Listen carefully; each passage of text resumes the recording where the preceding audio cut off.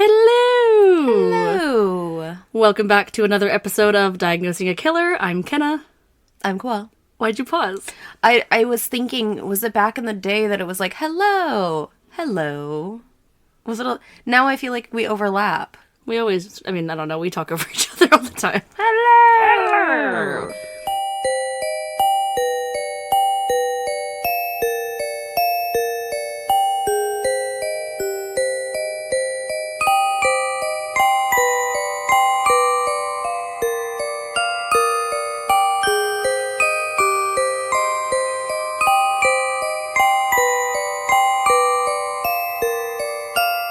We hope that everyone is having a fabulous week, and thank you guys for your continuous support on social media.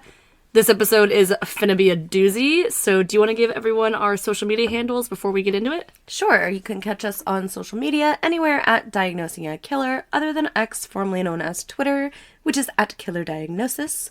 We also have a Cash App, Venmo, PayPal, if you want to support us monetarily. We also have a Patreon. Our tier 2 and 3 members get an added bonus case every month, towards the end of the month. And our tier 1 Patreon members also get ad-free episodes. All of our tiers do. Yes. I think that's all we have. I don't know if I can wait much longer to give you this case, so I think we should just get into it. Well, let's talk about something new that we're going to try. Yeah, definitely. So we have decided, in order for the reactions to truly be super authentic, if you're new here, we don't tell each other who we're doing before we sit down. It's very, right here and now is when you're going to find out who it is. However, we've noticed that when we do the content warnings in the beginning, it might give some things away for the person sitting in front of us. Obviously, with the listeners, it's kind of hard not to give a content warning in the beginning, but we are now going to be presenting the entire case and then simply recording the content warning at the end as to not give anything away in the story. To each other. It won't sound different to you guys, but we now are going to be truly reacting because we don't even know what's in the content warning. So true. Yeah, the Joel Michael Guy Jr. episode, I had given my content warning, and there was a little bit of anxiety when it came to the family pet, Jake. And Kenna's like, but you didn't say in the content warning there was anything with animals, so I'm going to assume the dog's okay.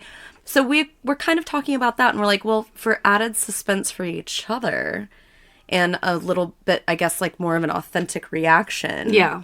We don't give it away. So we don't give it away to each other, and then, yeah. So again, it won't sound differently to you guys, but just keep that in mind that now we truly do not know what's coming in the episode. Except for the person's name, of course. We're going to say that. Of course. All right. Well, forgive me. My allergies are really, really bad. So. Oh, and Mom's cooking some sort of peppers, and my eyes are watering. Yeah. I feel like I'm going to choke. My nose is going to run a lot because with all the spiciness in the air, my sinuses, oh my gosh. I have all the tissues standing by. There we go. Okay, let's get into it. You might know who this person is. Surprisingly, Casey knew who he was, and Casey's not a big true crime guy. John but Wilkes it's also no. It's not John Wilkes Booth? Not JWB, no. Okay. JWB. Like he's homies? Yeah, like we're friends. This is also kind of like a historical case as well, so that might explain why Casey knows the story. Marie Casey's Antoinette. a big history guy. No. Okay. I just said guy. Oh, okay. Cleopatra. So, no. Today, we are going to be talking about one Alferd Packer. Do you know who he is? No. Oh, fuck. Oh, you're convincing. Okay.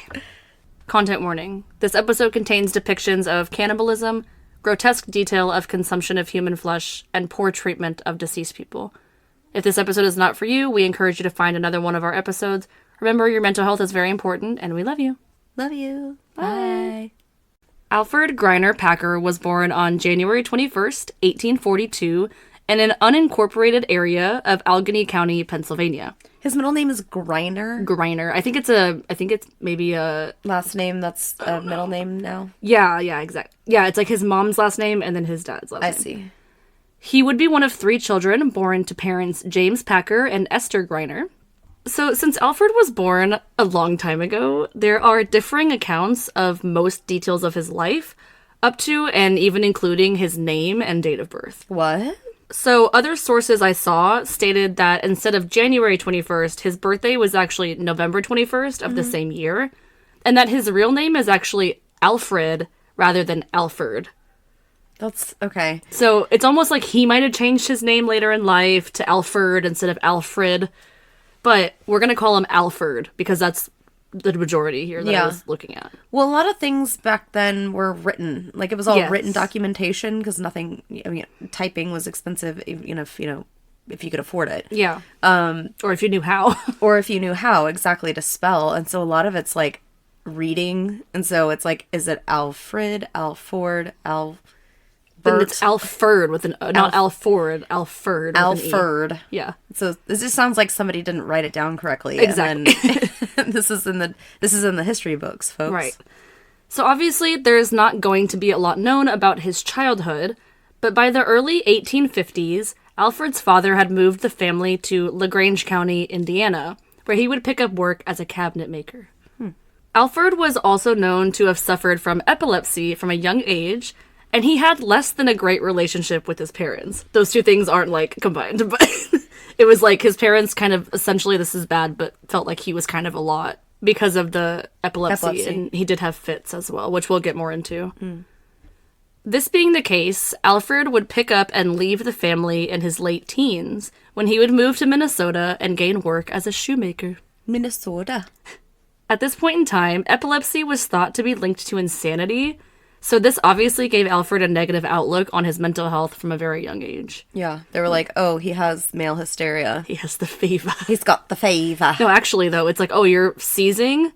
That's fucking, you're insane. Like, essentially is what they thought, Because, like, what else are you going to fucking think? It's the 1850s. Yeah, you don't know it's medical. You think it's mental. Exactly. So, on his own for a while now, Alferd would enlist with 2 different Union regiments during the Civil War. The Civil War happened from 1861 to 1865, if you're not familiar. So Alferd would have been in his late teens/early 20s around this point. He would enlist on April 22nd, 1862 to be exact, and would be assigned first to Company F of the 16th Infantry Regiment. Good job. Thank you. Infantry is funny to me because it's like the younger guys, apparently is what that means. I mean, I don't know. Unfortunately, Alferd would be honorably discharged after only 8 months in the service due to seizures that would occur once every other day, if not more frequently. They're like, this guy's insane. Get him off. Get him out of here. Because we can't deal with insane lunatics. Well, he's also, like, probably not helping because he can't, It's like, he's essentially, like, just a fucking problem to them. Yeah, it's just occurring too regularly for him to fully be able to function. Yeah, which sucks because I can't even imagine, first of all, dealing with that in general, even in today's world, but dealing with that and having people call you crazy, and you're like, no, I'm literally, like, sane, like, I know I am, I just sometimes pass out and seize, and I don't know why, and I can't fix it because everyone thinks I'm crazy. Yeah, and especially for someone who wants to enlist and actually serve their country and be a part of that, and your body is fighting against you, how frustrating that must be. For sure. And it might have been even caused by the rapid gunfire, like flashing lights and all the, whatever, in the military. So I said he enlisted twice. On June 25th, 1863, Alferd would then enlist in the 8th Iowa Cavalry Regiment at Ottawa, Iowa. Excuse me. I'm glad Ottawa, Iowa. I'm glad he didn't give it up then. What? Give up the military, like, altogether. Oh, yeah. Enlisted. Unfortunately, like I said, his condition would not be treated at all, and he would be discharged yet again from here on April 22nd, 1864. Again, that's gotta be so fucking frustrating, because you're like, He's like, I'm trying. I'm really trying here, and then to feel, like, outcasted because of something you can't help. For sure. Following his discharge from the military, Alferd would decide to head west and would pick up numerous different jobs around this time. Alferd would pick up work as a hunter, a hard rock miner, a trapper, a teamster guide, etc. I don't know what any of those are except for a hunter. Well, I know hard rock miner, obviously. A trapper is like bear traps and stuff, like a trapper. Oh, well, there you go. Get like a game trapper. These are just old-timey, like, careers. He was a cobbler. He was a candle maker. He was a watch engineer. He was a watch engineer. Well, I guess they had watches back then. I guess they had watches back then. It's so funny. Unfortunately, all of these jobs would eventually come to an end, and it goes back to the epilepsy. Although Alfred's medical problems were the main reason behind him losing employment, he was also known to have quite a terrible attitude. On top of this, when he found work as a guide, he was widely criticized for not being particularly suited for the role, and he was known for being prone to lose his way a lot. So he's like, I'm a guide, I'll guide you here, and then he gets the whole group lost. He can't read a map. Yes. He just was seemingly, like, not good at, like, any job. Yeah, some people just aren't born with an innate sense of direction. I love that movie. An innate sense of direction. He's so funny. Okay, yes, but by the year 1872, Alferd found himself working as a miner in Georgetown, Colorado. While here, he would become injured when a sledgehammer came down on his hand, causing him to lose part of his left pinky and index finger. This guy can't catch a break. He really can't. And the sledgehammer might have, like, fallen because he was having, like, an epileptic attack or something. Epileptic Attack. You know. It's hard to say. It is. Words. Following this injury, Alferd would continue as a miner, but he would land in Utah in 1873, being a rock miner. He wasn't a coal miner. He was like a jewel miner. Like a jewel, yeah. A gem miner. Yes. Around this time, word would get around of a huge gold strike in Colorado, causing many men to quit their jobs to travel to the area in search of this gold. According to a local newspaper at the time, there were, quote, marvelous tales of enormous fortunes to be had for the mere asking. Ooh. Marvelous tales. That's how it sounds to me. Marvelous. In November of 1873, 19 men would leave the Bingham Canyon mines near Salt Lake City with the intention of heading towards the fields of Breckenridge, Colorado. These men were mostly strangers to one another, and they would essentially all band together and head to Colorado as a group. A man called Bob McGrew leading the pack. Another member of the original group of men, named George Tracy, would claim that he and the men would encounter a man by the name of Alferd Packer about 25 miles into their trek. Upon seeing the men, Alferd inquired about where they were headed, and when he heard that the group had set out for the San Juan Mountains, he asked if he could join them. He's a guide. He's the guide. I'm the guide after all. Like, I'm a professional guide. Yes. I don't get paid or anything, but I'm a professional guide. I'm a professional at getting lost. Yeah, for sure. Noticing almost immediately that Alferd was without adequate supplies or money, the men were initially reluctant to bring him along. Yeah, of course. He's like, I can be your guide. I'm just going to need food, shelter, water, and protection. So That's funny you say that, because Alferd actually claimed that he was both a prospector and a guide, and that he, in fact, knew the San Juan territory very well. I know it like the back of my hand. Yes. Hearing this, the men decided that he may be an asset to their travels and allowed him to come along. With this knowledge, Alferd was able to gain a sort of notoriety amongst the group, whom had little to no knowledge about Colorado's geography. Unfortunately, neither did Alferd. He's like, oh, look, over there, there's a bear. There's mountains? Mountain lion. They're native, I think. I'm not sure.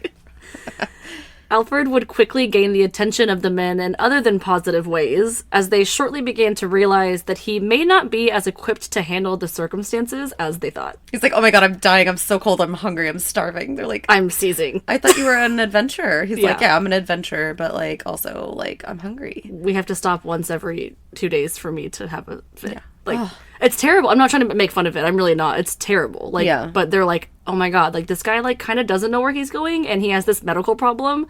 Well, in their minds, he's insane, you know? The men began to realize that Alferd had vastly overstated his qualifications in order to join the crew, and potentially even lied altogether about his knowledge of the area. They're like, It's like when Joey on Friends lies about being able to speak French on his resume, and they, like, challenge him to speak French or something. I don't watch Friends. It's like that, though. Yeah, that's true. It's like you lie about something on your resume, and then they ask for the receipts, and you're like, shit. And you're like, shit, and Alfred ate all the fucking Pop-Tarts, you know? So, unfortunately, there was really no way to kick Alferd out of the group of men, because they were all traveling together. It's not like they're not going to be like, hey, you stay here, and we're all going to walk this way. They're all lost anyway. Yeah. Just keep him around, and if he dies, just eat his body first.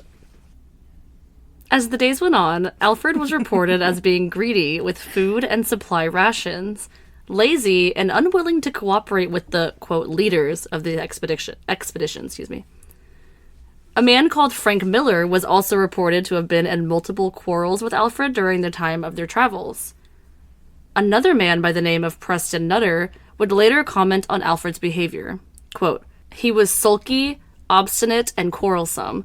He was a petty thief willing to take things that did not belong to him, whether of any value or not." End quote. That's like a great early 1900s insult if I've ever heard one. Yeah. He was lazy. He was obstinate. Petty thief. He was a petty scoundrel. Now they're like British all of a sudden. I mean, they kind of were. They're in, well, yeah, they're in, I guess.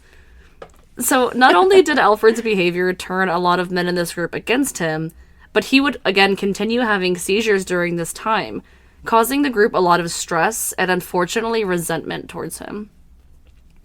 In one specific mentioned episode, the men were all sitting around a campfire that they had made for the night while they stopped. He just came by and hogged all the heat. Yeah. Like, oh, this guy's soaking up all the heat from this fire. He actually would suffer a seizure, and unfortunately, he was very close to the fire. Oh, shit. He would ultimately fall into the flames, and at the same time, he would knock a hot coffee pot over as well. Not only would Alfred get burned by the fire, but the coffee would splash into his face, causing extensive burns. It's not funny. It's not funny. I feel bad. I feel bad that I said what I said. I know. I was thinking that. I was like, oh, you're going to feel bad. I just imagine that. Them sitting around me like, they're just using the heat. Look I'm how the one that warm made he is. I made the fire. He's just using it. Like it's using the Survivor. Oh. So although there were many obstacles that the group had tackled, they managed to remain together for a few months into the trip, even gaining another member, bringing the group total up to 21 men. Due to the fact that it was the middle of winter, the group was obviously bombarded with treacherous environments, with snow beating down on them most days and nights. Going into the new year, the food was beginning to become scarce, and the group of men would eventually be forced to eat some of their livestock's food in order to survive, like the food that they had brought for their horses and stuff. When this food ran out, they would begin butchering their own animals that were previously carrying the supplies that they had. Mm-hmm. All the men had at this point for traveling the Spanish Trail was a compass and no extra information from the man that claimed to know the route they were traveling.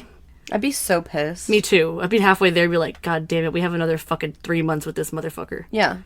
My question is, why are they picking up people? I mean, I guess they might have picked up the 21st person before they started having hardships, but it's kind of like... That's true, but also it's like, there is a group of men and you're there by yourself. Like, what, are they going to run away from you? You know what I mean? Like, you can see this giant group of men. It's kind of just, like, easy to go with them. That's true. I don't know. I mean, I guess they are thinking that they're going to make it big with the gold rush. Yeah. But at the same time, it's like, I mean, well, I guess in the winter, it's got to be hard to hunt, even if they could. That's true. Ugh. Unfortunately, with the blistering snow covering their route, the group would ultimately become very lost. On January 21st, 1874, the group of men would stumble upon the encampment of a man by the name of Chief A.K.A, known as, quote, the white man's friend, end quote. That's either Alfred's birthday or not, by the way. Oh, yeah. This camp was located near Montrose, Colorado, within the Uncompahgre Valley, and was home to many. While the men were unsure that it was safe to approach the camp, they were at the point where it was desperate to them to receive help, and they reluctantly approached the tribe. Upon approaching the tribe, it was noted that the presence of the men alerted some of the members and caused them to flee in fear. Not only were they of a different appearance, but they reportedly looked very disheveled, and it was not certain that they weren't there for a sinister reason, like to rob people or something. To rob them, or maybe they were sick. You know what I mean? And at this point, natives had already learned that they were susceptible to diseases as well. Yeah, definitely. Nonetheless, Chief A.K.A greeted them with welcome arms, immediately supplying them with food, and would even offer them lodging for the night, or as long as they needed. Chief A.K.A would go even further to offer them a place to stay until the spring, as he knew they were likely to encounter more dangerous weather and experiences throughout the cold winter. Wow. He would explain to them that even the people in his tribe would not attempt the same journey during the winter months, and that if they decided to take the chance, it would most certainly end up in death for most, if not all of them. What a guy, though. Right? So nice. He didn't have to do that, you know? No, he could have just been like, Yeah, in go ahead. order to protect my people, get the fuck out. Yeah, you know? exactly.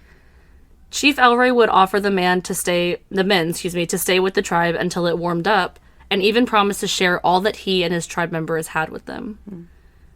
Although it was very kind for Chief Elroy to offer the men a place to stay and wait out the cold, it quickly became apparent that not all of the men were interested in doing that.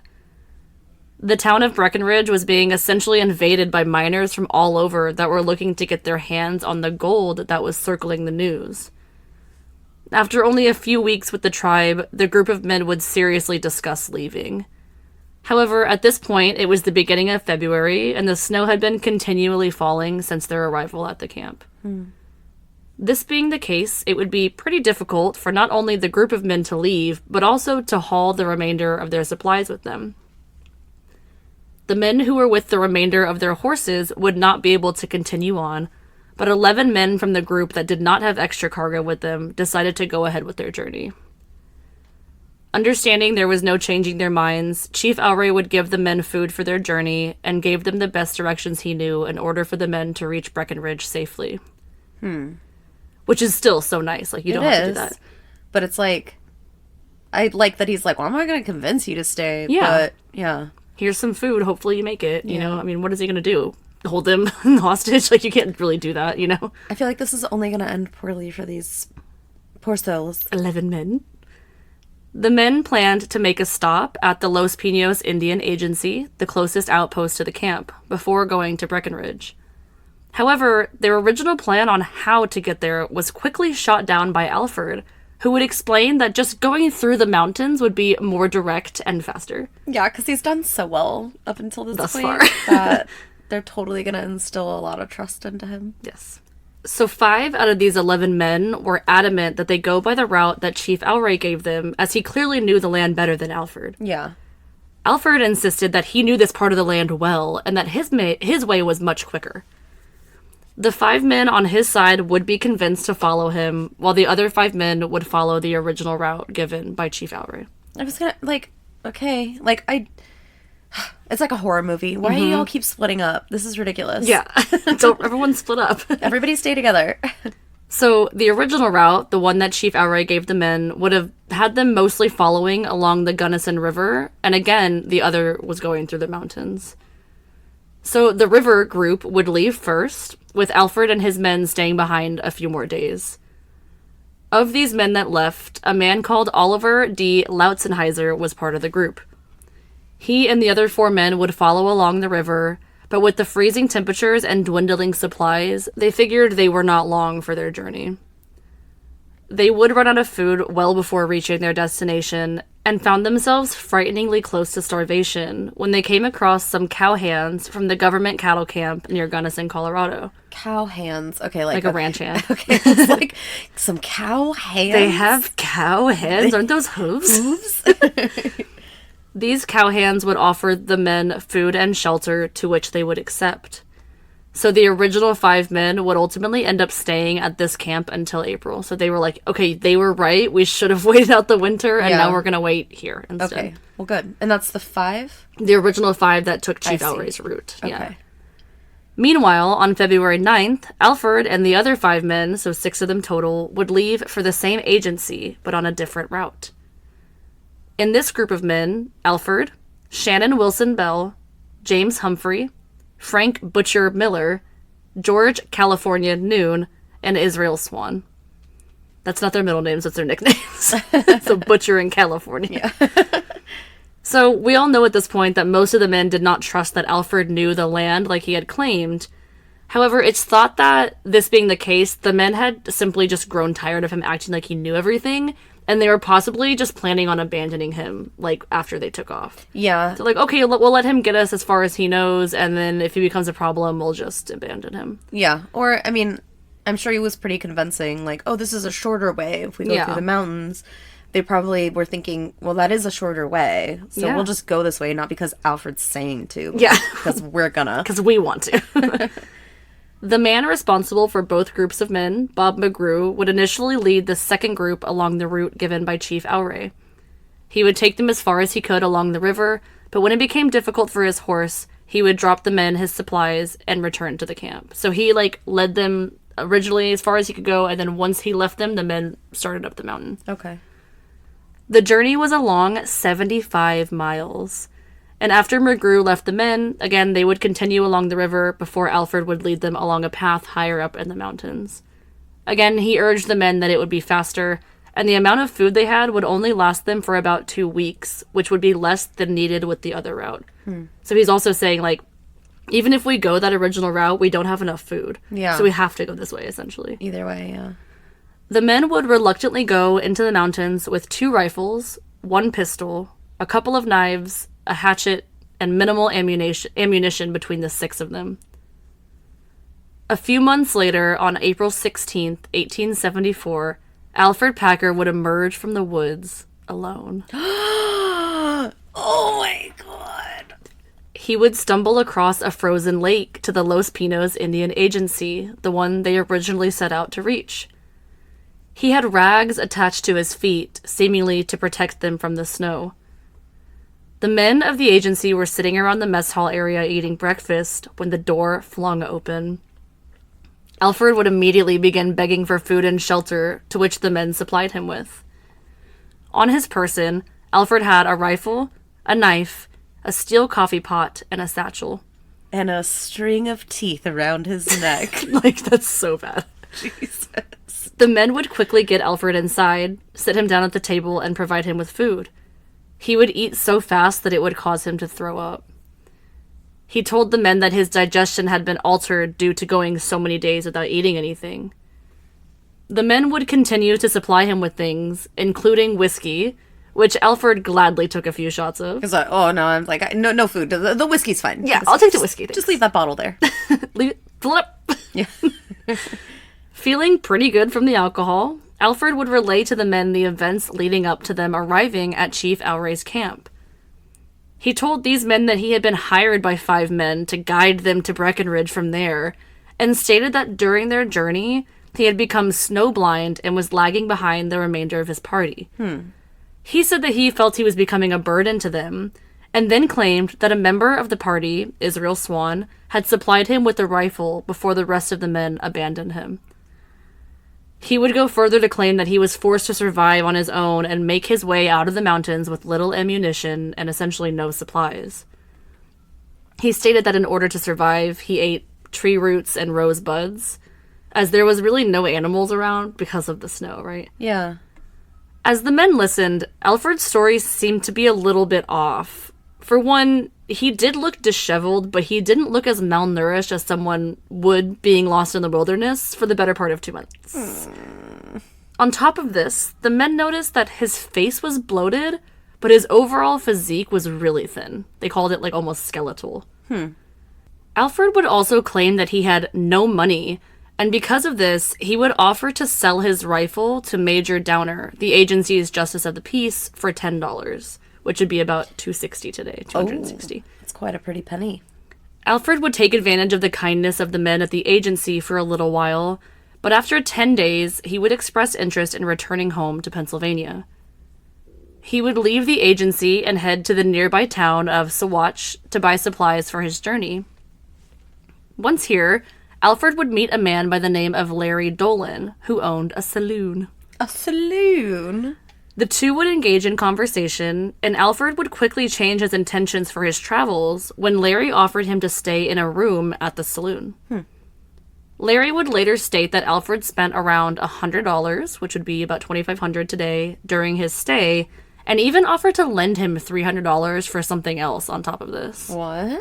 So he only has $10 because he sold the rifle. He has no money. So he only has $10, but now how did he get this extra $400 now that he's spending? He said that he was broke. Yes. Alferd allegedly also spent another $78 in a general store owned by one Otto Mears. It was also later claimed that Alferd had several different wallets in his possession. It's kind of funky. He might have been a collector. He was known to drink heavily around this time, and he would frequently talk about his journey with the men once drunk.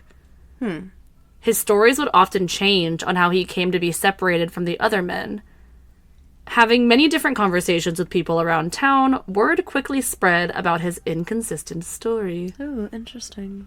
People around town would begin talking, and questions began to raise about the truth of Alfred's journey, specifically how he came to be separated from his traveling group. Mm-hmm. On top of this, he seemed to have an almost endless cash flow, and he was partying a lot, although his group was seemingly missing. Yeah. So it's like, why aren't you broken up about it? Meanwhile, Preston Nutter from the original party, and whom stayed at Chief Alray's camp while the others continued on, arrived in Sawatch. He would find himself, along with 2 other members of the original group, at Larry Dolan's saloon, aptly named Dolan's Saloon. Once there, they were surprised to find that Alferd was there, alone, and seemingly having a grand old time. Preston asked Alferd where the rest of his party was, to which Alferd claimed that he had, quote, got his feet wet and frozen, end quote, and the group had set up a camp when a big winter storm came in. He said he started a fire to warm up while the other men went out to look for food. Before leaving, Alferd said that Israel Swan left him with a rifle, and the men just didn't come back after they said they were going to, like, get food. I mean, clearly he's lying because we all know Alfred, he can't start a fire. Yeah, He'd for probably sure. had to rely on someone else to do it, soak up all that warmth. Second of all, this whole time, people have been told that there's 5 missing men in the woods somewhere and Yeah. nobody's doing anything. Well, Like, that's strange. I Yeah. understand, like, that people traveled that way. Mm-hmm. But still, at the same time, they left him because they were all in agreement that they were going to meet up there. So, at this point, the men are missing. What do you think? Or maybe he's telling them, well, hey, I don't know, they probably are already in fucking Breckenridge. They got the jump on you. You know, That's true. that was their intended destination. This is a stopping point, of course. But That's true. yeah, and this is actually the town over from the agency. So Okay. it's not really on their route. So I don't know. Yeah. They probably just didn't care. So Alferd continued, stating that after the men left him by the fire, he figured that they had abandoned him, so he would just go on his own. He said he had no idea where the group ended up following this, and again, he was forced to survive on rosebuds and the occasional squirrel. Preston thought that this story seemed odd, as Alferd looked rather well fed and not particularly upset about potentially losing 5 men that were his responsibility, because Yeah. he's the guide. I'm the guide. He's just the best guide ever. You just never see him again. I'm the map. I'm the map. Oh my I'm gosh. the map. I'm the map. Actually, though. On top of this, Preston thought that it would have been kind of silly of these men to leave the one person who claimed to know the route they were taking, because no one else knew the way. Because remember, Yeah. he was like, it's faster this way. Just put Alfred in a backpack and then carry him around. He's your guide. Backpack. It's just gonna keep going around to Dora. Swipe or no swiping. Furthermore, Preston thought it was odd that Israel Swan would give Alfred his rifle, leaving the remaining 4 men with only 1 gun between them. Yeah. Or that 1 is weird. rifle. Finally, he noted that Alfred had a skinning knife on him that he knew belonged to Frank Miller. Ooh. When Preston questioned Alfred about how he came to have this knife, Alfred claimed that Frank had stuck it in a tree while they were at the camp and had left it behind. Like, he stuck it in a tree, like, fucking around, or to keep it. They left, again, never came back, so he's like, I'm not fucking leaving this here, and he takes it. He walks like 20 paces and then he's like, oh, it's too far. I'm not going back for my knife. Right. Something I need to survive. Exactly. From the beginning of talking with Alfred, Preston had suspicions about the truth behind his claims. He quickly became convinced that something sinister had actually taken place. Preston would almost immediately become confrontational against Alferd, and the two engaged in arguments of sorts regarding the rest of the men. Nothing serious would come of this conversation, and the 2 men would separate. Alferd quickly making plans to move on the next day. He's like, okay, well, I'm just gonna get the fuck out of here, right? Yeah. Oh, by the way, I have plans. Right. Yeah. I'm going back to Pennsylvania. Meanwhile, back at the Los Pinos Indian Agency, 2 men of the original 5-men party who took the route told by Chief Alray would arrive at their destination, and they would be joined by the remaining 3 men shortly after. The men would be introduced to the head of the agency, General Charles Adams, who would greet them and relate to them that he had already met a man whom they most likely knew, Alfred Packer. He told the group that during his conversation with Alferd, it had become clear that the men he was traveling with had not arrived with him.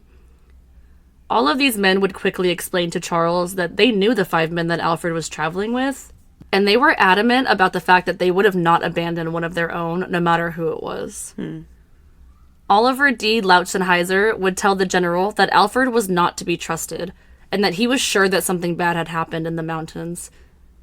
He also noted that the rifle held by Alferd belonged to an elderly man that he was traveling with, and that a pipe that he had left behind at the agency had also belonged to another man from the group. He has, like, one thing from each of these men on him. They're all trophies. The men would convince General Adams to send authorities to Saguache immediately and detain Alferd for questioning. However, they were clear that the authorities should not disclose the reason behind them talking to Alferd, and suggested that they pretend that they were recruiting him for a search party of the missing men. Okay. So now they're going to look for him. Yeah. The agency officer happened to arrive at the perfect time, around the time that the argument between Preston and Alferd was coming to an end. Ooh. The officer told Alferd that he had been sent by the agency to enlist him as a guide for the search party, since he knew the area so well. Feeds right into his ego. Right? That's amazing. Alferd was initially reluctant to go, but he decided to agree when he realized he didn't have a good argument to not go. Yeah. No, I got plans, or whatever. Like, he has to pretend like he wants to find them. That he gives a shit. Alferd mounted his newly purchased horse and followed the officer, but not before Preston had a chance to talk with the officer. Upon arriving back at the agency, Alferd would come face to face with General Adams and the 5 other men whom he saw leave for the route suggested by Chief Ouray. Interesting. The officer would join the group of men and relate to Alferd what transpired through his conversation with Preston Nutter. Preston had told the officer about Alferd's lavish lifestyle, how he had recently purchased a lot of new things and was constantly drunk and partying. He had also gained access to items that he knew belonged to the men he journeyed with, and how Preston was certain that Alferd was penniless before they set out to the mountains. He's got, like, a blinged out horse. Right. Yeah, he has, like, a bridle that's all nice. Yeah, pimp my ride. He's got a fish tank. Pimp my ride. Oliver Lautzenheiser would demand an explanation from Alferd, who would repeat the same story as he first told the men at the agency. Alferd seemed to be shocked at the fact that the men had not been located or turned up on their own. What? They're not here? Without a guide? Don't say. Oliver would laugh in Alfred's face, stating that he should tell the group where his newfound wealth had come from, to which Alferd stated that he had received a loan from a man in Saguache. General Adams said that if that was the truth, then Alferd shouldn't mind staying at the agency while the other officer went back to verify. They just walk back and forth to these towns. Yeah, they're like literally 10 steps away or something. Alferd reluctantly agreed, and the officer was immediately sent back to confirm. After a little while, the officer returned with the opposite of corroborating news. He said that he was told that Alferd arrived in Saguache with plenty of cash, and no one in town had seemed to lend him any money at all. This is also back when you could talk to, like, everyone in town over a matter of, like, hours. Yeah. Every person's there. There's, like, one innkeeper, one bartender, one sheriff, Exactly. Yeah. After receiving this news, General Adams would create a task force of sorts consisting of himself, 5 miners, Alferd, and the agency officers to get down to the bottom of things.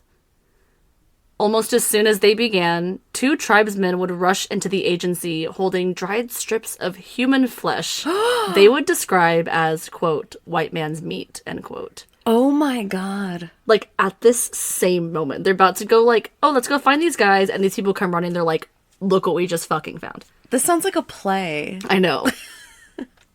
They stated that they had found this on a hill near the agency while they were hunting. Alferd, hearing this, fell to the floor and broke down. Once he was able to be picked up and calmed down, he would profusely begin begging for forgiveness and swore to make a full confession. Ew! I thought he was gonna, like, he's like, no, my friends, I barely knew ye. Yeah, you would think. After a long silence, Alferd turned to General Adams and stated, quote, "It would not be the first time that people had been obliged to eat each other when they were hungry," end quote. Ew. Shut this laptop. I'm out of here. I'm flipping this table. Fucking gone. Yeah. Which is funny that, not funny, but you said earlier, you were like, well, the first person that dies, just eat him. Remember? Yeah. That's not funny. It's like the Dahmer party. Also, I was gonna leave this out of the beginning in order to not spoil things for you, but his nickname is the Colorado Cannibal. I was like, if I say that in the beginning, it's gonna ruin it. Stop. Oh my god. Okay, I'm gonna shut my mouth right now. Because, like, okay. No. No. I don't want to... I think I know something, but I don't know if I know it, so I don't want to spoil it for anyone. I love, like, the first three, like, words of all these different thoughts that are coming.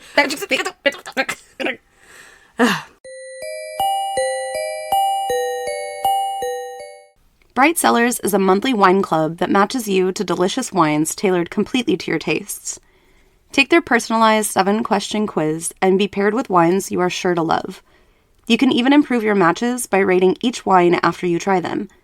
Bright Cellars offers a unique tasting experience as each bottle comes with tasting notes and pairing suggestions. It's like having your very own sommelier at home. And their expert wine concierge will customize your subscription to fit any lifestyle. Click the link in the show notes for an exclusive offer from Bright Cellars today. So yes, it is now known that Alferd is essentially suggesting that cannibalism might have occurred here. He's strongly suggesting. There's strips of human flesh. Immediately, Herman Lautner, the agency clerk, came into the conversation and began transcribing everything that was being said. Smart cookie. Alferd claimed that the men had left the camp with what they thought was sufficient food for the journey through the mountains. The journey, they thought, was to take a full 14 days, but before they knew it, the provisions they brought with them had dwindled to little. I'm sure Alfred ate all of it. Yeah, he probably did. He did. He ate all the granola bars, and he didn't share. All the crumbs. Because he was just hungry. Exactly. He's like, oh, I'll have this food. What is it? The Family Guy where they have all this food for, like, the apocalypse, and Peter eats, like, all of it in one night. It's just like, what the hell? That was all essentially it, yeah. It's not that he was starving, it's just that he just wasn't full. Yeah, so he just hungry. Decided to just sneak a granola bar here and there. It's awful. Alferd said that the men survived for days on roots dug from the ground, pine gum, rosebuds, and the occasional small game animal. However, Alferd claimed, after a few days of no wildlife activity due to the extreme weather, the men started to eye each other in a way which he had stated was unsettling. It's like the cartoons when you, like, imagine someone's a hamburger, yes. Or like a ham. Exactly. Alferd claimed that a few days after this, he left the camp in order to gather dry firewood and returned to find the 4 men surrounding the murdered body of Israel Swan. He claimed they murdered him? Yeah, he's like, I was gone. And I came back, and Israel's dead. And he was just, yeah. He stated that Israel had been struck in the head with a hatchet and killed instantly. Alferd claimed that the other 4 men had begun to butcher Israel's body, to which he was hesitant about at first, but reluctantly joined in due to fear that he would also be killed if he didn't. Yeah, I don't want to be the odd man out. Right. Even though I've been the odd man out this whole time. He He also claimed that several $1,000s were found on Israel's body, which the men then split between them. Alferd stated that the men then consumed the parts of Israel's body that they all agreed upon and then moved on. Alferd packing up Israel's rifle in the process. Yeah, they just were like, You like, you were reluctant to participate in this, but we're going to go ahead and gift you his rifle. Yeah, exactly. Within 2 days, however, the men were out of consumable meat, and they were still unable to find animals to hunt. At this point, Alferd claims he, Shannon Bell, James Humphrey, and George Noon decided, in secret, that Frank Miller would be the next to go. He's the butcher? Yes. Alferd confessed that Frank was quite a stocky man, and the reason he was chosen was for his amount of flesh, which is really horrible. Sounds like a butcher. Yeah, stocky butcher, that makes sense. Frank would quickly after this be killed with a hatchet blow to the head while he was kneeling to pick up wood for a fire, which is fucked up. He would then be butchered and consumed, similarly to Israel. Following this, Alferd would take Frank's knife, and Frank's share of money would be distributed amongst the remaining men. Again, this is all from Alfred's story of this. This is the transcription, essentially, of the first time he's relayed this story. Yeah. Alferd would continue, stating that as the men went on, they were barely able to see in front of them. Reaching the same situation as before, they found themselves out of, quote, food, and without animals in their presence. Eventually, James and George would also be killed and consumed, leaving just Shannon and Alferd by themselves. You would think that, like, some of these people would be like, well, I'm seeing a pattern forming here. Right. I'm going to go this way and just look for food, quote unquote. And just, yeah.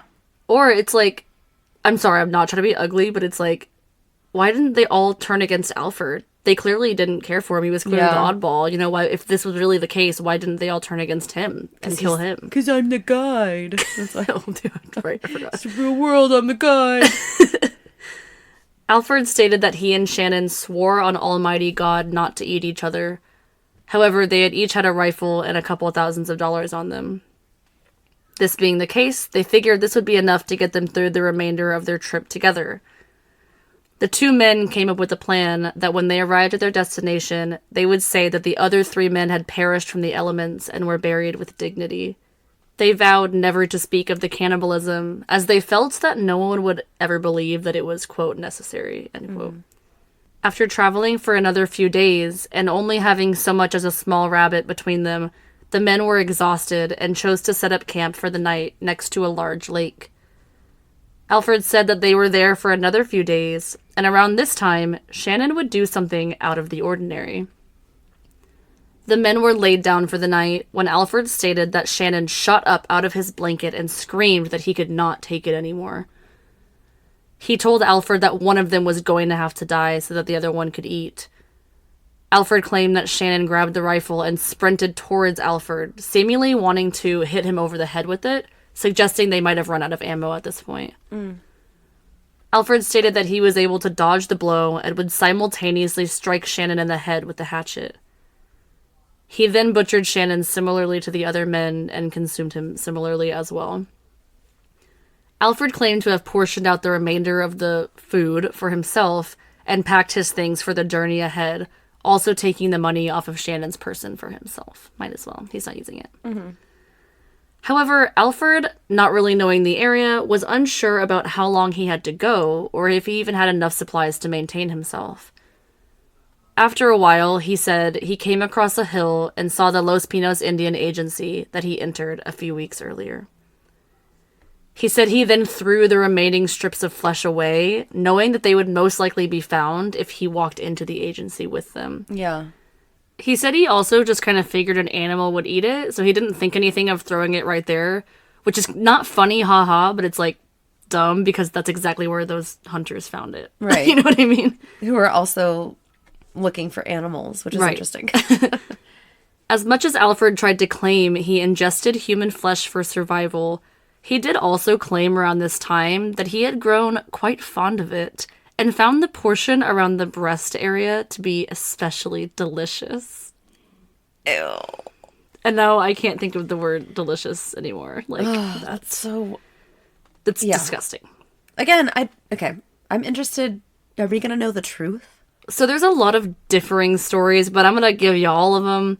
We essentially know most of the truth, I will say, based on like evidence and stuff. Okay. But we'll just have to keep going and then we'll discuss it later, I guess. Okay.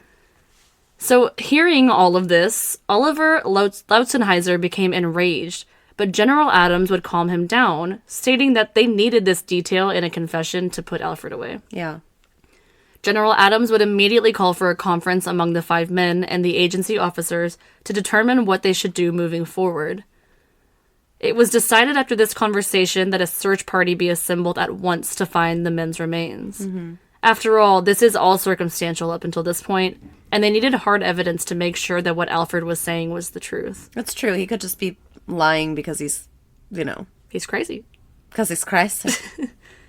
The men from the original group of miners claimed that they did not believe one part of Alfred's story, the part about Shannon attempting to attack Alferd when it was just the 2 of them left. They all stated that Shannon was the kind of man who would lay down his life for another if he thought it was necessary, and not the other way around. Yeah. General Adams asked the 2 men who found the human flesh if they knew of an area next to the lake that Alferd described. They said that such a place did exist, but it was approximately 50 miles away across the hills. What? Well, it does make sense because Alfred's not claiming that he was like the next day at the agency. You know, it was like, it could have been that far away because he was like, I did the rest of my journey to get here. Yeah. He didn't say like, and then I just turned up here, you know. But what I'm saying is like, that's not even the halfway point. You know what I'm saying? That's true because it was 75 miles. It was 75 miles and they were supposed to have at least 2 weeks worth of food. That's true. Apparently. Interesting. Little sleuth over here. The search party was led by agency clerk Herman Lautner and also consisted of the 5 miners from Utah, a few agency officers, and Alferd acting as a guide. Oh my god. What? Tell me he doesn't have a hatchet right now. Well, he just came from there, I guess. So realistically, he probably does know the way back. It's like, oh yeah, I'm the guide. Just go ahead and pick up that firewood. Oh. Mm-hmm. Yeah. Those men better watch their backs. After 2 weeks of travel, the party was reaching the area of the Lake Fork of the Gunnison River. Of Lake Fork, excuse me. I said of the Lake Fork. However, at this point, Alferd claimed that he was lost and that the area didn't look like what he remembered. Well, that checks. So. Yeah. Oliver called Alferd a liar and a murderer and insisted that he be hanged right then and there for his crimes. Again, this is like old-timey, like, Liar! You a liar, thief. Yeah. Thief. You scoundrel. A rogue scoundrel came into the village and got hands on my horse and buggy. Horse and buggy. At the end. Oh my god. That's such a good TikTok. Sorry. This, of course, would not happen because of legal proceedings, but nothing would be found as well, and the group would just head back to the Los Pinos Indian Agency. However, along the trip back, Alferd was most likely considering his options, and at one point, he would attempt to murder Herman Lautner with a large knife that he had concealed in his clothing. Alferd would be caught in the act, restrained, and immediately arrested. He just starts gnawing on his leg. I need it. The funny thing is that General Adams had been willing to believe Alferd, but the unprovoked attempt at Herman's life was enough to show Adams that Alferd was dangerous. Yeah. He would subsequently be transported back to Saguache, and put in a jail outside the town for his own protection. Bitch, let him get murdered. Stoned. Stone him. Just throw potatoes, put him in a stockade. I'm sorry, not potatoes, tomatoes. Ow. Just raw potatoes. Ouch. That would hurt. That would fucking hurt. While Alferd was detained, he would retract what he told the men at the agency occurred, leading up to the men he traveled with losing their lives. He was now claiming that all the men had encountered a strong blizzard along their way through the mountains. He said that the snow fell so heavily and persistently that they all became lost and were now unable to retrace their steps back to where they came from. It's like this whole new story. Yeah. On top of this, he now claimed, supplies were dwindling and quickly ran out. The group had also run out of matches and were forced to carry hot embers in a coffee pot as means to have light and fire. He stated that days went by with no signs of animals, and attempts at ice fishing ultimately failed. Alferd now claimed that the group cooked and ate their shoes in an attempt to survive, and once their options ran out, they all agreed on a pact. In this pact, the men agreed that if one of them were to die, they were okay with the others consuming their flesh in order to survive. That makes a little more sense, honestly. Yeah. Alferd claimed that after days of hiking with no animals around, Israel Swan ultimately became so fatigued that he could go no further. The group would find an area next to a lake at this point and set up camp to rest for a while. Alferd stated that a short while after this, Israel died of a combination of hunger and exposure. Alferd wanted at this point to give a written confession to this claim. Quote, Old Man Swan died first and was eaten by the other 5 persons about 10 days out of camp. 4 or 5 days afterwards, Humphreys died and was also eaten. He had about $133. I found the pocketbook and took the money. Sometime afterwards, while I was carrying wood, the butcher was killed, as the other 2 told me accidentally, and he was also eaten. Bell shot California with Swan's gun, and I killed Bell. shot him. I covered up the remains and took a large piece along. Then traveled 14 days into the agency. Bell wanted to kill me with his rifle, struck a tree, and broke his gun. End quote. So, like, what? So it's like now he has this whole story leading up that all of the men, no, it's okay that they were eaten because they were cool with it. Yeah. But I still killed Shannon, you know, and then I just took a large, and then now he's saying it took him 14 days after this point to get there. Yeah. How far into the journey were you? Right. Because you said the whole journey was supposed to take 14 days. Yeah. Weird. No, I think that he probably methodically killed each and every one of them all at the same time. Okay. So later on, Alferd would give yet another amended version of his story, in which he stated that the men endured almost 20 days into their journey, in which the last 10 days they did not eat at all. He then stated that James Humphrey had also died of exposure due to the cold, and that George Noon was killed days later by Shannon Bell for the sole purpose of food. Which is it, Abe? Better get your story straight. Right. Like, jeez. Then it was down to just himself and Shannon. He claimed now that he and Shannon agreed that they would stand together until the end, swearing not to kill or eat each other. In this part of the confession, Alferd said that days went by and Shannon could no longer take the hunger and attempted to kill Alferd, causing Alferd to shoot him in self-defense. He would then confess to taking valuables of the deceased members of the group, claiming they no longer needed them, but made no specific statements about the items taken or the amount they added up to monetarily. Well, he probably didn't keep track. He probably didn't care. Was spending it all. Yeah. With Alferd in custody and the search bringing nothing thus far, authorities would continue to search for a while. Alferd in jail, awaiting, I guess, them finding something. Mm-hmm. The following August of 1874, the initial crime scene was discovered by one John A. Randolph, an illustrator who worked for Harper's Weekly magazine.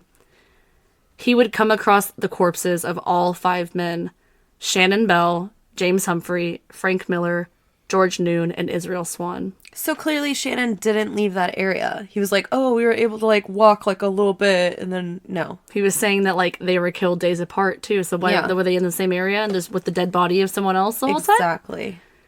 The bodies of the men would be found at the foot of Slumgillen Pass, 2 miles southeast of Lake City, Colorado. This spot of discovery was in a shady area by a lake. Ooh, so he didn't lie about that. He didn't lie about the lake. The bodies lay above the lake fork of the Gunnison River, which is now known as Dead Man's Gulch. This place matched the exact description of where Alferd originally claimed that only Shannon had met his fateful end. Upon this discovery, it was noted that the place the men died was within walking distance of the nearby city of Lake Fork. So just relatively close to civilization. Yeah, like where they'd be fine. Instead of leading the men there, Alferd claimed that he did not know that anything was around at the time. Like, he told the men, like, oh, I think we're lost. But he's such a good guide. The bodies had been covered in snow, giving way for them to not be discovered for 4 months. John Randolph would actually sketch the scene as found, and this image can be found online. What? It's black and white. It's like, obviously it's a drawing, but yeah. I want to look at it. Well, hold on. Don't look it up yet, because you're going to give things away. Oh. The story of the discovery of the bodies would be covered 2 months later in October of 1874 via the newspaper. The local coroner and authorities would create a task force, including 20 volunteers, to examine the crime scene. First responders at the time noted it had appeared that, quote, extreme violence, end quote, had been bestowed upon the men, Frank Miller's head was actually missing entirely from the campsite, and he and Israel Swan's corpses had been a little more than just scattered bones. The bodies of George Noon and James Humphrey were largely flayed, but it was known that they both received massive blows to the head, and their bodies had noticeably other broken bones. So it's not like, just like, oh, it was out of survival, I had to. Mm-hmm. This was like, he murdered these people, like, yes. Brutally. I was just going to say, yeah, essentially the way the corpses were discovered, it was clear that they were brutally murdered, torn apart, and not treated with grace at all in life or in death, which is awful. Of course, the area and condition in which the bodies were found completely contradicted all of Alferd's statements. The theory quickly became that Alferd killed all of the men before the supplies ran out in order to rob them of their weapons, money, etc. Then Alferd got snowed in, having to live on his own in a makeshift shelter for months and surviving off the flesh of his companions. Preston Nutter would accompany authorities to the site of the bodies and would identify the corpses as being those of the men he once knew in life. The remains of the men would subsequently be buried near the site of their deaths, and the search party would return to Alfred's jail cell to confront him, only to find him missing. What? If I wasn't clear earlier, Alferd was detained in a makeshift jail of sorts in order, again, to protect him from other inmates, but also because authorities wanted to keep a close eye on him. So he was essentially, like, isolated. Well, clearly they did their job very well. Right. And unfortunately, this didn't work, and he would be gone upon the discovery of the remains. I mean, he had time, right? They didn't find them for months. Yeah, there was nobody there watching him? Nope. Guess not. And there wasn't sufficient security because of how long it took to keep Alferd under wraps. Mm-hmm. On top of this, it was noted that Saguache County authorities were not thrilled about taxpayer dollars that were going to keeping him in jail, considering there was no real evidence to keep him behind bars. And Alferd would allegedly be given tools that actually helped him escape by, like, someone within. Great. Yeah. Furthermore, a lot of the people of Saguache were not entirely convinced that Alferd was guilty of anything, especially not of murder. They were like, he's just weird and he's rich. Yes. Although there were people that did think that he was a murderer and a cannibal, and his life would constantly be threatened by townspeople due to this. All of these things would later play into the reason why he was essentially assisted in his escape. I don't know if they were like, let him loose and the townspeople will take care of him, or they're like, oh, he really didn't do anything, but, you know, Either way. However, if someone did help him, Alferd would never confess who helped him, or if anybody did. Theories among the townspeople would run rampant at this point, with some people believing that he had simply overstated his qualifications of being a guide that knew the mountains in Colorado. Others would think that it was premeditated, and he knew all along that he was going to lead the men in his group to peril and rob them of their possessions and murder them all along. Yeah, I wonder if he had any hand of picking who was actually going to go with him. Right? I think it was just the people that were willing to, like, believe that he knew the route. Yeah. The cannibalism part of his charges, although shocking, were not really the issue of people in the area. People around the time were familiar with other groups of people in the past that were forced to do this and, you know, resort to this fate. Furthermore, there would be many groups in the coming years that would have to resort to this as well, considering, again, the times and conditions. Mm-hmm. Unfortunately, during this time in human existence, it was not super uncommon for groups of people that were traveling by foot or horse to end up having to cannibalize some members in order to arrive safely, which is wild. Additionally, cannibalism at this time was not illegal per se in the United States, unless one committed murder with the sole intent to commit cannibalism. Unfortunately, not only this area of the states, but many others would see acts of necessary cannibalism in the next few years following this. On March 11th, 1883, an at-large Alferd would be discovered by one Jean Frenchy Cabazon in Cheyenne, Wyoming. He was living under the alias of John Schwartz, which would also be the name of one of the original miners that was in the group. So he just, like, stole someone else's name, like, just pretended to be him. I'm just that guy, yeah. Yeah. Jean Cabazon was actually a member of the original party himself and decided to stay put in the camp while the other members took off during the winter. So he stayed till April. And he would later safely make his way to their destination with Bog McGrew and Preston Nutter's party. Jean would encounter Alferd by happenstance when Alferd approached him looking to buy some supplies. He, like, didn't even fucking remember him. Or maybe he did remember him, but he was just like, what's up, dude? He's like, I'm Schwartz now. Yeah, exactly. Just stole his identity.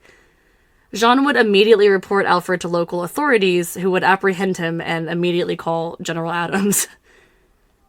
Adams would subsequently be summoned to Cheyenne, where he correctly identified Alferd's identity and accompanied him by train to Denver, Colorado.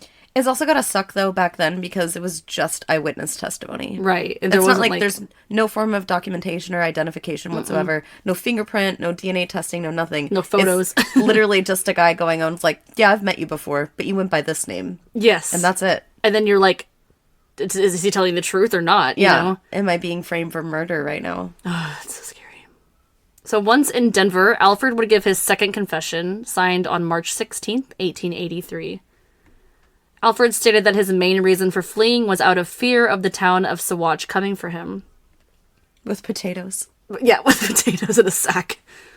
Following this, Alferd was now claiming that the men did not die gradually, and Shannon had actually been the one that killed everybody else before he had to kill Shannon to stop him. You're already gonna go to jail for the rest of your life. So annoying. Well, probably not jail, let's be honest. This is the late 1800s. But, you're already gonna go down for it. What does it matter if you confess? Right. He's already fucked. Alferd now claimed that Shannon told him to go scouting for any way out of the mountains and to find some food for the two of them. Alferd told General Adams, quote, I found the red-headed man, which is Shannon, who acted crazy in the morning, sitting near the fire, roasting a piece of meat, which he had cut off the leg of the German butcher. The latter's body was lying the furthest off from the fire down the stream. His skull was crushed in with the hatchet. The other three were lying near the fire. They were cut in the forehead with the hatchet. Some had 2 or 3 cuts. I came within a rod of the fire when the man saw me. He got up with his hatchet towards me when I shot him sideways through the belly. He fell on his face. The hatchet fell forwards. I grabbed it and hit him on the top of the head. End quote. It's just funny the way they phrased things back then. That's what I'm saying. If you said it in a British accent... I came within a rod's length of the fire. Within a rod's length of a fire. I shot him in the belly. Belly is hilarious for a grown-ass man to say. The belly. Oh, jeez. Oh, no. Alferd went on to further explain that in the moment of him shooting Shannon and going for the hatchet, Alferd dropped his revolver in the deep, powdered snow and ultimately lost it. He claimed he then made himself a makeshift shelter out of logs to fight the snow. Then, he said, a huge storm set in, and he was there for hours waiting it out. Alferd now claimed that he found himself starving and he knew that he needed to eat something or risk dying himself. He stated about this, quote, I went back to the fire, covered the men up, and fetched to the camp the piece of meat that was near the fire. I made a new fire near my camp and cooked the piece of meat and ate it. I tried to get away every day but could not, so I lived off the flesh of these men, the bigger part of 60 days, end quote. So it was fucking 14 days, then it was 20, and now it's a whole fucking 2 months, which I guess it was 2 months in reality. Yeah. But also it's like, in this confession, he's like, well, Shannon had cut that piece of meat, and he was getting ready to eat it, and then he tried to kill me, and I killed him. And then I'm like, ooh, withering away to nothing. So that meat was already cut, so I might as well just eat it. I might as well just eat it, because, like, he already prepared it. And then, and then he's like, oh, after I ate it, then I had no choice but to, like, continue to do that. Yeah. It's just, doesn't make sense. It's goofy. And, like, why wouldn't you... I mean, I understand that you feel like you're trapped. Clearly, he was near another town, and you're telling me he didn't go try to seek help? Yeah. I don't think he wanted to. I think that he... Well, I don't know. I don't know what his plan was, but he knew that... I feel like he knew that town was there. I feel like he knew that the town was there, and that's what I mean. Like, I feel like if it was this... Oh, it was in self-defense, like, I need to tell someone that. It was... Instead of that, it was, well, I'm just gonna live here for a while and then come up with a really great story. Yeah. And maybe the bodies will be decomposed by then or whatever it is. Or he's like, oh, it's been long enough. You know, no one's going to care if they went missing. Like, clearly it's been long enough and I'm the sole survivor. Oh my God, it's a miracle I made it out alive. Exactly. Kind of thing. Yeah. General Adams asked Alferd why he had not told this version of the story 9 years earlier when he originally had the chance to confess. Alferd responded to this, quote, I was excited. I wanted to say something, and the story, as I told it, came first to my mind, end quote. And I don't think he means excited, like, excited. I think he means, like, nervous. Yeah. I think that maybe he was a little excited when he talked about breast meat. That's a good point. I mean, why would you say that if you didn't like gross. It's especially delicious. Like, that doesn't make you edgy. Yeah. Like, oh, you're the cool guy that likes human breast meat. So gross. Delicious. Due to this statement, it was the agreement of the prosecution in a later trial that the only logical reason for Alferd to have attempted such a journey through the mountains was for the sole intention of leading the men into the wilderness to both rob and kill them. Yes. At the time of the trial, it was reported by the family of Israel Swan that he had left to go on this expedition with around $6,000, about $160,000 today, in cash and gold. Wow. The family stated that he also had a very valuable Winchester rifle with him, which would give somebody else a strong motivation for murder. And again, we have to remember that this was a different time, and it was probably pretty rare for people to have really nice things like that. It's true, yeah. Israel was also the seemingly old age of 65 at this time, giving way for a 30-ish-year-old Alfred to think that it was an easy task to dispose of him. Considering the harsh terrain and the blistering cold, it's easy to assume that Alferd thought that it would make sense to everybody if Israel simply perished during the journey. Mm-hmm. According to the Swan family, the other 4 members of the group may have been complicit in his murder and later betrayed by Alferd, or were murdered as well simply for being witnesses to this crime. Yeah. Something that seemed strange to them, however, was that Alferd was not found with any gold on him, just money. And I think that might have been because it was like, well, his family definitely knows that he had gold. This money could have come from anywhere. That's true. But it's like, if I have this, that's a really corroborating piece of evidence. You know? Yeah, that's true. Or if he had gold on him, he might have to come up with another story as how he obtained the gold if it wasn't proven that it was Israel's. Yeah. It could have been like, oh, where'd you get that gold? It's like, oh, well, I made it to the mountain over there and I mined it. Then it would have to be like a whole story. Yeah. Right. On April 6th, 1883, Alfred's trial would begin in Lake City, which is funny because it's the city that was right there. It was presumed that Israel Swan's death had occurred on or around March 1st, 1874, and it was also determined that the others appeared to be killed in their sleep. Among those who testified on the behalf of the prosecution, Otto Mears, Larry Dolan, Oliver D. Lautzenheiser, and Preston Nutter. After 7 long days of testimonies and examinations, Alferd Packer would be found guilty of the premeditated murder of Israel Swan. Well, good. Should be premeditated. Right. According to a local newspaper, the presiding judge, M.B. Jerry, stated, quote, and please bear with me because this is a lot of like shorthand, like slang from this time. Okay.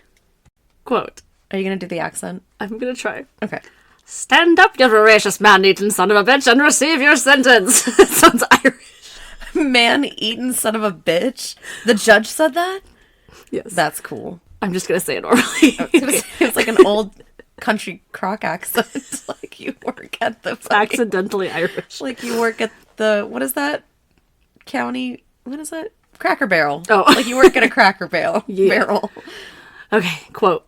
Stand up, you voracious man-eating son of a bitch, and receive your sentence. When you came to Hinsdale County, there was 7 Democrats, but you ate 5 of them. God damn ya.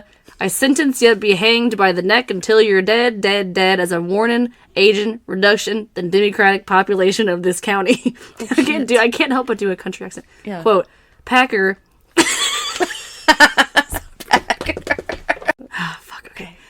Packer, you Republican cannibal, I would sentence you to hell, but the statutes forbid it. End quote.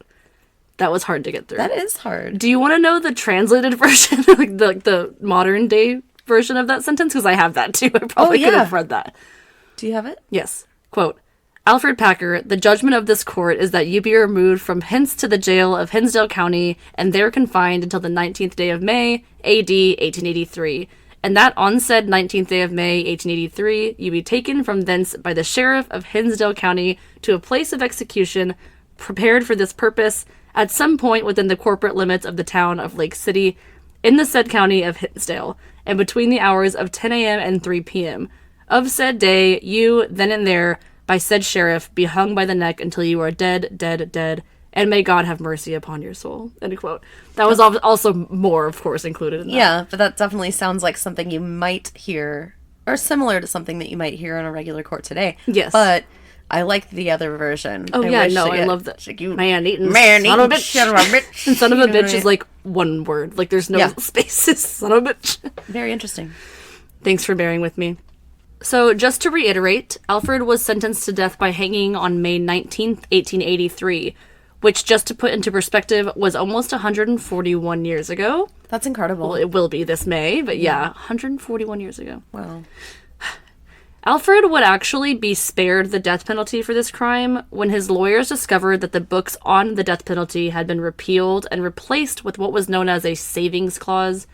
I don't really know much about this. I didn't really look into it, but essentially it was like a technicality. Mm-hmm. So it saved him from being on the death penalty. Well, In October of 1885, Alfred's sentence would be reversed by the Colorado Supreme Court, being based on an ex post facto law.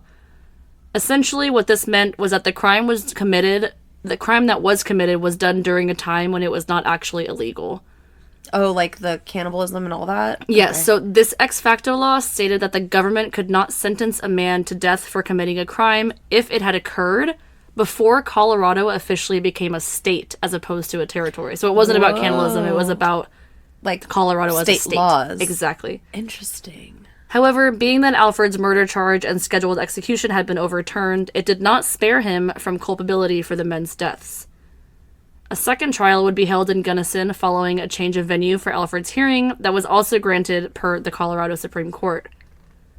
On top of this, a new judge of Republican Party was now presiding, making it essentially impossible for Alferd and his counsel to receive a fair and unbiased trial. There's a lot of, back and forth with this. Yeah. Regardless, after a quick trial on June 8th, 1886, Alferd Packer would be convicted of 5 counts of voluntary manslaughter and subsequently sentenced to 40 years in prison. This means he was sentenced to 8 years per count, which was the maximum sentence allowed at the time. 8 years. For murder. for murder? Multiple homicide. Whoa. At the time, this was the longest sentence in U.S. history. 40 years.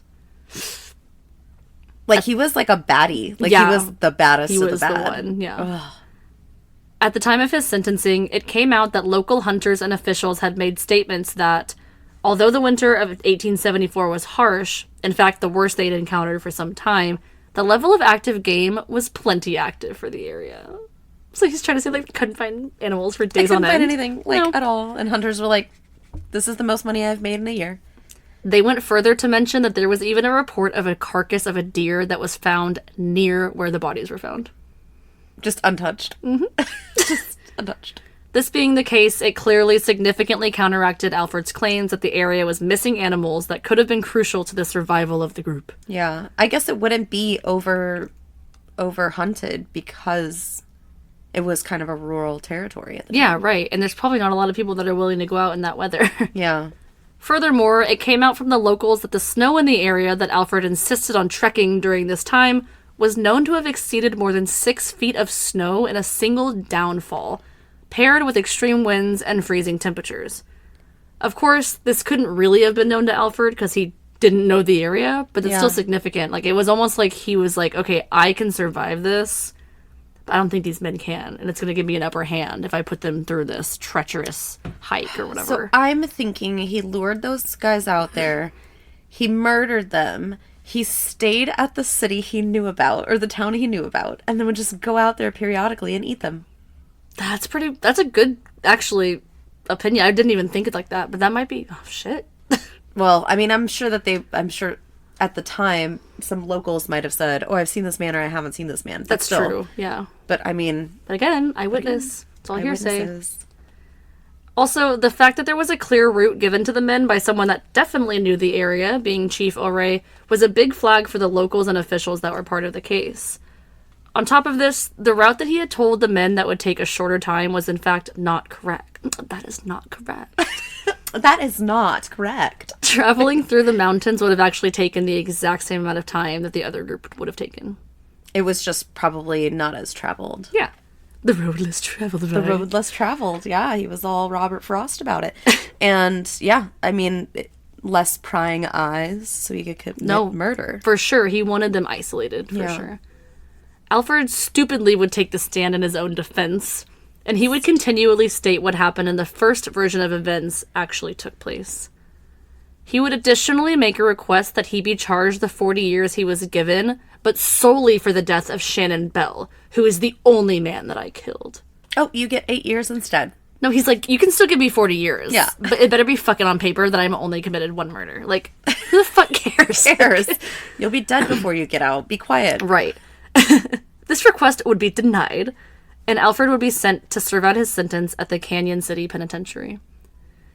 Alferd would remain here until April 23rd of 1907. On this day, Alferd Packer would die at the age of 65 in Deer Creek, Jefferson County, Colorado. The cause of his death would be written down as, quote, dementia, trouble, and worry, end quote. Ooh. However, the clinical cause of death has been described as a stroke. So it's like, whatever. It was the black bile once again. The lung. The lungs, yes. So Alferd would originally be buried in Littleton, Colorado, with a grave marker that would be stolen. Littleton, Colorado. Yeah. That's where Columbine is. Is it? Littleton, Colorado. Oh, you're right. The one that stands today, the gravestone, is a veteran's tombstone listing his original serving date.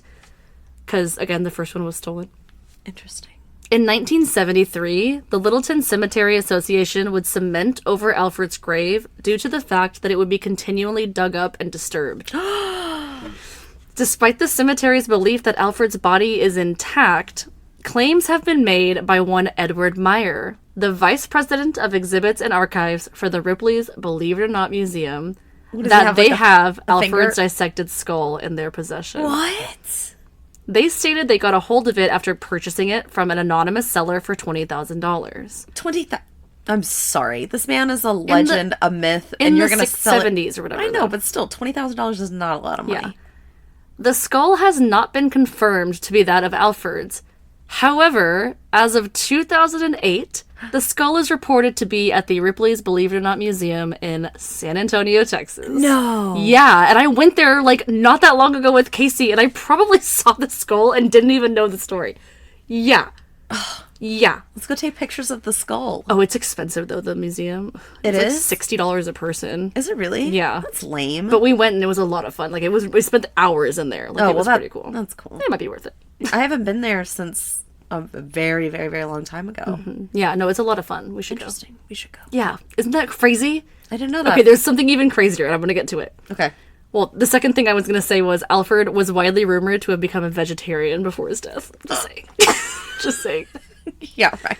It was a dietary restriction. He For just sure. Couldn't eat people anymore. God, it's awful. On July 17th, 1989, 115 years after Alferd consumed his friends, an exhumation of all 5 bodies would begin by a professor of law called James E. Starrs. This professor specialized in forensic science at George Washington University. Starrs and his colleagues would state following this and about the cannibalism, quote, "I don't think there will ever be any way to scientifically demonstrate cannibalism. Cannibalism per se is the ingestion of human flesh, so you'd have to have a picture of the guy actually eating," end quote. Oh. Which is really kind of gross, my. but it's true. I mean, yeah. I mean, you digest that out. By the time he was tried, there wouldn't have been any DNA even in his stomach. You know So, what I mean? How do you Like, do it? Yeah, how yeah. do you... yeah. I mean... I know. The intent behind the exhumations were not to determine if Alferd had cannibalized his friends, but to try and prove that he had murdered them. The evidence uncovered did confirm the belief that Alferd killed his group members. The men would be reburied properly following these exhumations, and I think they had, like, funeral proceedings and everything, too. So what, this was like 100 years later? Yeah, they said, like, 115 years or something. Oh, gosh. Yeah. Many people have gone back through the evidence of the crimes and determined that Alferd did, in fact, murder the men, but the story in which it played out has widely been differing. That's why earlier when you asked, I was like, I don't know what really happened. Yeah. But it essentially has been confirmed with evidence that he did it. Yeah. Like, but we don't know, we can't confirm cannibalism, but we can confirm that he murdered them. Yeah. In lighter news, because that was really heavy, in 1968, students at the University of Colorado Boulder would create a new cafeteria-type grill and name it Alferd G. Packer Memorial Grill. Oh my god. With the catchy slogan, quote, "Have a friend for lunch," end quote. No. No. Among items on this menu were the El Cannibal beef burger. The restaurant still exists today. No, it doesn't. Under the new name Alferd Packer Restaurant and Grill. And we're going when we go to Denver. Oh my god. I swear we have to go. Where is it It's at? in In Boulder. Boulder. And Oh we're my going to God. Boulder anyway. Oh my god. I was so excited when I saw that. I was like, oh my Oh my god. We know what we're doing for lunch. No, but here's the thing. It's only open like 3 days a week because I think it's definitely like a touristy thing or it's like Yeah. whatever. And it's only open like Monday, Tuesday, and Wednesday from like 10 to 7 or something. But isn't that wild that still exists? They got a That lot of is shit for it. Too. Bizarre. I'm sure. Yeah. Have a friend for lunch. Did you look at their menu? Do they have ribs? I actually didn't look at their menu because, I'll be honest, I was typing this really fast before we sat down because I was trying to finish it and I didn't get a chance. Ribs, thigh, Yeah. breast. Hamburger steak. Hamburger steak. Looks like brain. Ew. Well, anyway, so cannibalism, right? We don't really talk about it very often on the podcast. That's the whole story. But just really quickly, I just want to pepper in the psychological effects of cannibalism. The most common consequence of consuming the flesh of the same species is what's known as kuru. It's also been dubbed mad cow disease in the past. It's an incurable and fatal neurological disease that causes the person suffering to experience many symptoms, such as tremors, uncontrollable laughter, the inability to walk, and several other very terrible symptoms. There's like stages. It's almost like rabies, where like it starts off like kind of minuscule, and then it gets like really bad really fast. Like if left untreated. Yes. Yeah. And that's all I really have about that, just because that's kind of a grotesque topic. But I did want to throw that in there. And then just something interesting as well that I read is that many scientists believe that because humans had cannibalized in the past, the gene may have been passed along. And due to this, people today may have an immunity to developing the disease if they engage in cannibalism. Interesting. But that also explains, I mean, if he did engage in cannibalism, he was acting a little erratically. That might be the case. He had a stroke, which is a brain thing, but that wasn't until many years later. Yeah. You know, but that also, the second thing about the scientists thinking there might be like an immunity, that also may explain people like Jeffrey Dahmer that did consume people. And I mean, yeah, he was not sane, but he didn't get this kuru as far as we know. Right. Right? So, yeah.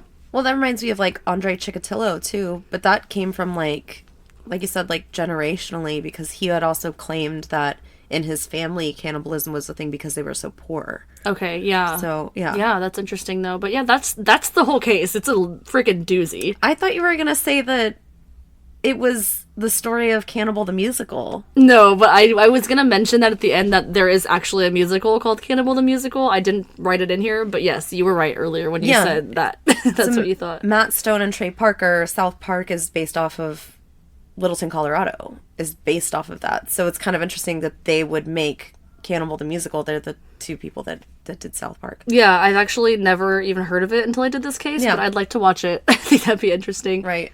But yeah, that's all I have for today. It was a freaking doozy of a case. I hope you guys enjoyed it. Especially for it not being a Patreon. That's a doozy. Right. And yeah, I really think that, like, honestly, I think I would like to go to that cafe or that grill or whatever if we can while we're up there. I'm going to get some ribs. At some point. Mm-hmm.